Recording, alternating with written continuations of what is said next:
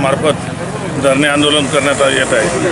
कारण ज्या पद्धतीने जीएसटी लागला तो ठेकेदारांवर अन्यायकारक आहे। इतर व्यापाऱ्यांना पहिले कलेक्ट करून मग शासनाला भरायचे आहे। इथे आम्हाला शासन, आमचे ग्राहक शासनच आहे, शासन आम्हाला देत नाही, पण शासनाला 18% आम्हाला जीएसटी भरावा लागणार आहे। आणि हे जर भरताना पाळी आली तर आम्हाला म्हणजे आमचे प्रॉपर्टी विकावं लागतील आणि धंदा बंद करावा लागेल।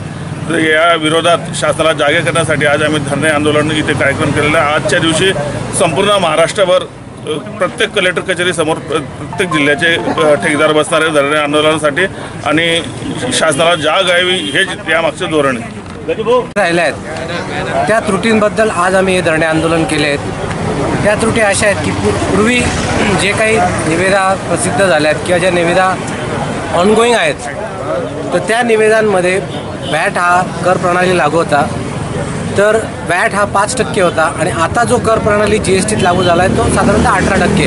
हा 18% कर प्रणाली हा संपूर्ण लेबर, आमचा प्रॉफिट व मटेरियल असं संपूर्णपणे लावला आहे। पण पूर्वी हा वॅट प्रणाली फक्त मटेरियलवर लागू होता। तर आमचं माननीय अर्थमंत्री यांना एक निवेदन आहे की आज साधारणतः पूर्ण भारतभर जवळजवळ 2 लाख कोटीची कामं हे प्रगतीपथावर आहे व तेवढ्याच प्रमाणाची कामं यांच्या निविदा प्रसिद्ध झाल्या आहेत। तर ह्या ज्या कामं चालू आहेत आणि ज्या निविदा प्रसिद्ध झाल्या आहेत यांच्यासाठी एक सुसूत्रित की पूर्वी जो कर प्रणाली होता आणि आताचा जो कर प्रणाली आहे याच्यामधली जी तफावत आहे ती आम्हाला मिळावी ही एक आमची मुख्य मागणी आहे। व ज्या याच्यानंतरचे टेंडर्स किंवा निविदा होतील त्यांच्यामध्ये जीएसटीचा समावेश असावा, अशा या 2 मागण्यांकरता आम्ही आज हे धरणं आंदोलन केले।